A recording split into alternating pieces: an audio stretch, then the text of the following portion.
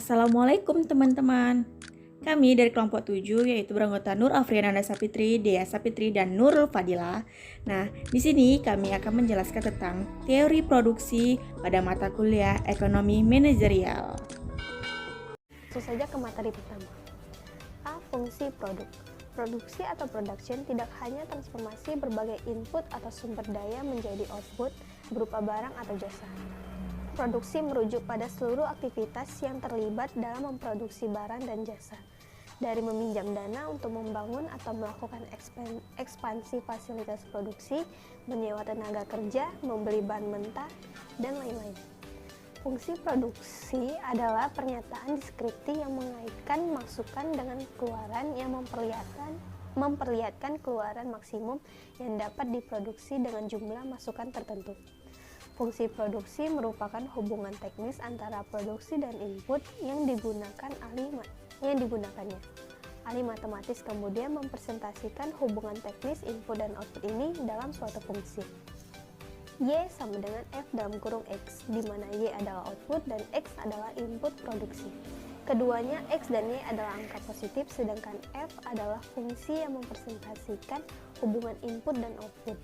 Bernilai positif atau output selalu lebih besar atau sama dengan 0, dan continuous. Sebagai contoh dari fungsi produksi, perhatikanlah produksi di pabrik roti. Dapur dan peralatannya adalah modal pabrik roti itu. Para pekerja yang dipekerjakan untuk membuat roti adalah tenaga kerja, dan roti adalah outputnya.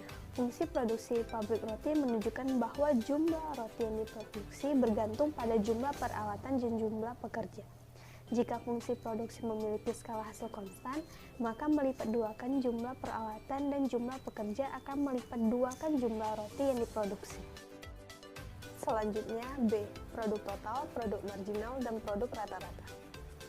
Produksi total atau TP adalah seluruh totalitas dari produksi.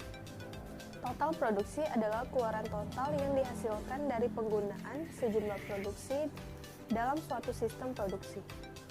Fungsi total produksi yaitu increasing rate, constant rate to scale, dan diminishing rate. Produksi marginal atau NP adalah perubahan produksi sebagai akibat dari perubahan satu unit faktor produksi dari dan faktor produksi yang lain konstan. Produksi rata-rata atau AP adalah produksi total dibagi jumlah unit faktor produksi yang dipergunakan. Berikut ini tabel tentang produksi total, produksi marginal, dan produksi rata-rata.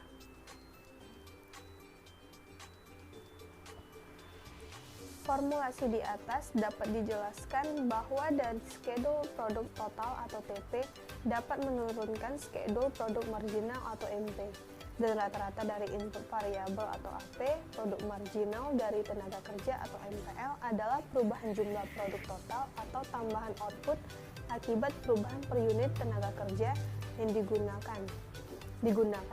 Sementara produk rata-rata dari tenaga kerja atau APL adalah produk total dibagi dengan kuantitas tenaga kerja yang dipergunakan. Produk marginal dari tenaga kerja atau MPL ditunjukkan pada kolom 3. Ketika tenaga kerja meningkat dari 0 ke L, TP meningkat dari 0 ke unit 3, sehingga MPL sama dengan 3. Untuk pertambahan tenaga kerja dari 1L ke 2L, TO meningkat dari unit 3 unit ke 8 unit, sehingga MPL sama dengan 5, TP maksimal atau 14 unit pada saat tenaga kerja sebanyak 4L, dan MP sama dengan 2, dan pada 5L di mana MP sama dengan 0. Baiklah, saya Nur Fadila. Di sini saya akan melanjutkan penjelasan dari teman-teman saya. Nah, di sini saya akan membahas the law of diminishing returns, atau yang biasa kita bilang hukum peningkatan hasil semakin menurun. Nah, the law of diminishing returns ini ialah suatu usaha yang dilakukan untuk menambah hasil produksi. Nah, maka untuk menambah hasil produksi, maka kita juga harus menambah faktor produksi itu sendiri. Jadi untuk meningkatkan hasil produksi, kita juga harus meningkatkan faktor-faktor pendukung produksi itu sendiri. Nah, contohnya ada sepetak tanah atau sebidang tanah yang dikelola oleh 2 orang. Nah, untuk meningkatkan hasil produksi, maka kita harus menambahkan faktor produksi, yaitu si pekerja. Dimasukkanlah satu orang lagi atau orang ketiga, jadinya ada 3 orang yang mengelola tanah itu. Otomatis semakin banyak orang yang mengelola, maka hasil produksi yang kita dapatkan semakin banyak, semakin berlimpah, right?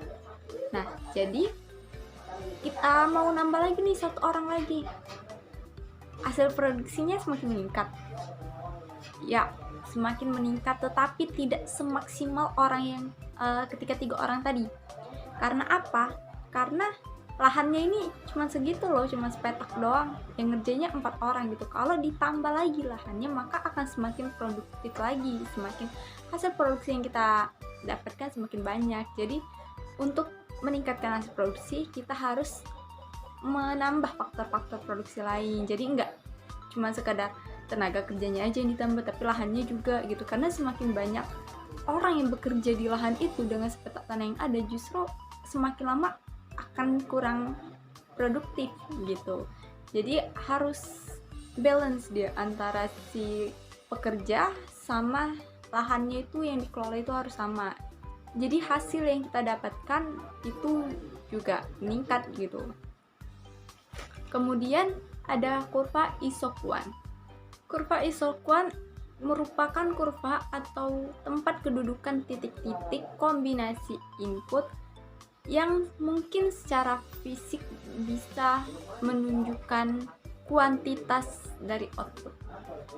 Dari katanya aja iso yang berarti sama, kuantitas. Maka isoquant adalah suatu kurva atau kumpulan titik-titik yang mampu menunjukkan kuantitas yang sama dari output dan input.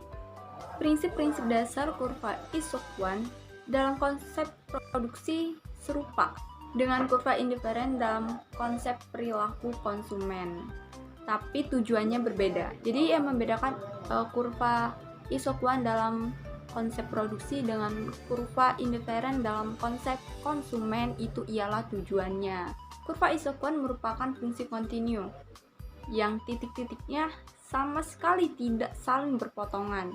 Semua kombinasi yang dihasilkan input dari sumber daya yang menghasilkan output yang sama terletak pada suatu kurva isoquant yang memiliki slope negatif atau dia kurvanya cembung gitu atau convex. Contohnya gini.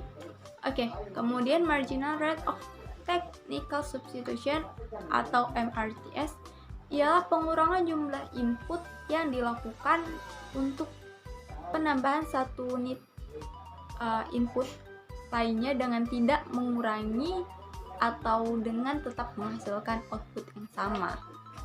Nah, jadi untuk menghitung nilai marginal rate of technical substitution ini cukup banyak rumus ya. Jadi dia ada kayak penurunannya gitu. Secara keseluruhannya untuk menghitung marginal rate of technical substitution atau MRTS itu dapat dinyatakan dalam bentuk persamaan MRTS LK sama dengan min delta K dibagi delta L. Atau bisa juga pakai rumus MRTS LK sama dengan MPL dibagi MPK. Baik, saya Nur Afriana Sapitri. Di sini saya akan menjelaskan tentang peranan penerimaan biaya dalam produksi. Nah, dalam suatu perekonomian yang telah maju, kegiatan produksi biasanya akan menghasilkan barang dan jasa yang akan diperjualbelikan di pasar, bukan hanya sekedar dikonsumsi oleh produksi. Oleh karena itu, kita harus memperhatikan penerimaan yang diperoleh pemilik berbagai input atau faktor produksi, misalnya tenaga kerja, bahan baku, kapital, dari penjualan input tersebut. Jadi untuk memahami bagaimana faktor-faktor produksi tersebut dikombinasikan dengan tingkat efisiensi yang maksimum, kita harus memperluas analisis kita sampai analisis produktivitas ekonomi dari input tersebut.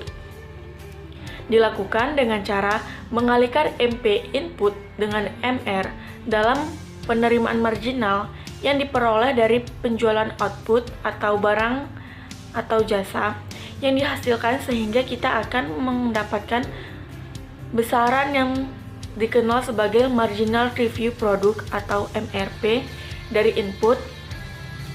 Marginal Review Product dari input X, MRPX, sama dengan Marginal Product X dikali Marginal Review Q, sama dengan MPX dikali MRQ. MRP itu adalah suatu nilai dari unit marginal dari input yang digunakan untuk memproduksi suatu produk tertentu. Nah, penggunaan input tunggal yang optimal. Konsep penggunaan input yang optimal ini biasanya diperjelas melalui penjelasan terhadap suatu fungsi produksi sederhana, yaitu hanya satu input variabel yang digunakan, yaitu L atau tenaga kerja untuk menghasilkan output tunggal atau Q. Kaidah memaksimalkan laba mensyaratkan bahwa produksi harus terjadi pada tingkat di mana MR sama dengan MC. Karena dalam sistem produksi tersebut hanya ada satu input variabel, yaitu L, maka MC bisa ditunjukkan sebagai rumus MCQ sama dengan biaya per kuantitas atau PL per MPL. Nah, ini contoh kurva MRP untuk permintaan akan input. Kombinasi optimal untuk input berganda. Nah, ada beberapa kemungkinan pendekatan untuk perluasan ini. Salah satu pendekatan yang paling umum dan sederhana adalah penggunaan kurva isequant dan isecost. Karena itu, proporsi input yang optimal tersebut bisa disajikan secara grafis untuk suatu sistem produksi 2 input sampai 1 output dengan penambahan sebuah kurva isecost pada diagram isequant yang pada setiap titik pada kurva isecost menunjukkan berbagai kombinasi penggunaan input, misalnya X dan Y yang mempunyai tingkat biaya yang sama. Nah, seperti pada kurva isecost ini. Persamaan dari sebuah kurva tersebut menunjukkan berbagai kombinasi input yang bisa dibeli dengan tingkat pengeluaran tertentu. Titik misalnya berbagai kombinasi X dan Y yang bisa dibeli dengan jumlah pengeluaran E ditunjukkan oleh hubungan berikut ini, yang mana E sama dengan PX kali X tambah PY kali Y, atau bisa juga dituliskan dengan cara seperti ini, yaitu Y sama dengan E per PY dikurang PX per PY kali X. Kenyataannya bahwa kombinasi input yang optimal tersebut terjadi pada titik singgung antara isequant dan isecost merupakan suatu prinsip ekonomi yang sangat penting, yang mana slope kurva isecost yang ditunjukkan di atas itu sama dengan min PX per PY. Tingkat penggunaan yang optimal dari input berganda. Pada tingkat output optimal adalah sama dengan penggunaan input sampai pada titik di mana marginal revenue product sama dengan harganya, yaitu syarat optimalisasi yang telah dijelaskan bahwa untuk melihat hal tersebut, perhatikan bahwa dengan logika yang sama untuk menghasilkan persamaan ini. Inverse dari rasio yang ditunjukkan oleh persamaan tersebut diperlukan untuk mengukur biaya marginal atau MC. Dalam produksi suatu barang pada setiap tingkat output, dikarenakan pembagian suatu harga input dengan MP input tersebut, definisi merupakan biaya marginal MC sama dengan biaya atau output dari kenaikan output yang dihasilkan dari penggunaan unit tambahan dari input tersebut. Nah, rumusnya PX per MPX sama dengan PX per MPY sama dengan MCQ. Selanjutnya yaitu return to scale atau skala balik. Skala produksi menunjukkan kapasitas produksi dan akan menentukan berapa banyak output yang dapat diproduksi. Untuk memahami keputusan ini akan lebih mudah dilakukan dengan konsep hasil balik ke skala. Hasil balik ke skala merupakan presentasi perubahan output yang disebabkan karena perubahan semua input sebesar presentasi tertentu. Yang pertama, hasil balik skala yang meningkat atau increasing return to scale. Ini terjadi ketika persen perubahan output lebih besar dari persen perubahan semua input. Misalnya, penambahan semua input sebesar 10% menyebabkan output bertambah sebanyak 20%. Secara sistematis, hal ini bisa dituliskan sebagai delta Q lebih besar dari delta X. Ini merupakan contoh skala yang meningkat. Kedua, hasil balik ke skala yang konstan atau constant return to scale terjadi ketika persen perubahan output sama besar dengan persen perubahan semua input. Perubahan semua input sebesar 10% menyebabkan output yang bertambah sebesar 10%. Secara umum, hal ini dapat ditulis pada rumus delta Q sama dengan delta X. Ini merupakan grafik pada hasil balik skala yang konstan. Ketiga, hasil balik ke skala yang menurun atau decreasing return to scale. Ini menunjukkan kepada persen perubahan output yang lebih kecil dari persen perubahan input. Output hanya berubah sebesar katakanlah 6%. Ketika semua input ditambah sebesar 10%, kondisi ini secara umum dapat dinyatakan sebagai delta Q lebih kecil dari delta X. Nah, ini merupakan grafik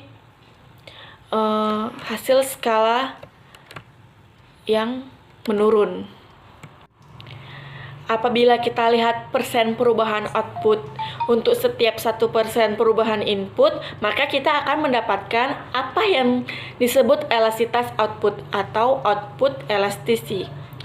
Elastisitas output adalah persen perubahan output yang disebabkan karena perubahan semua input sebesar 1%.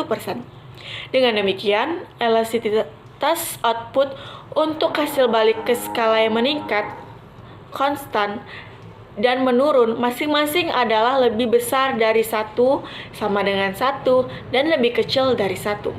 Nah, selanjutnya itu fungsi produksi empiris.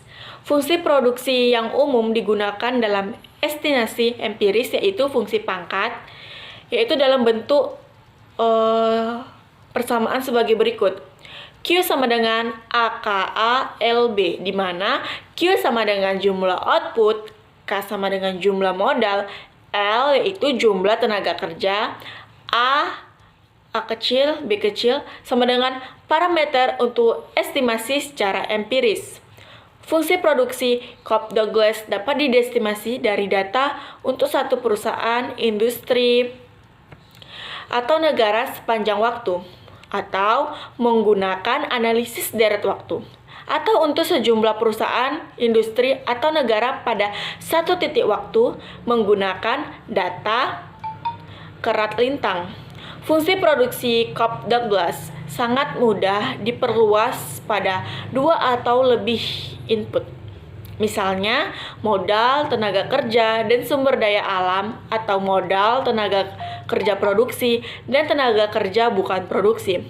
Fungsi produksi Cobb-Douglas dapat diestimasi dari kata kurun waktu untuk satu perusahaan, industri, dan negara, atau dari data atau waktu tertentu pada sejumlah perusahaan, industri, dan negara. Baiklah, sekian dari apa yang kami sampaikan. Semoga bermanfaat. Assalamualaikum warahmatullahi wabarakatuh.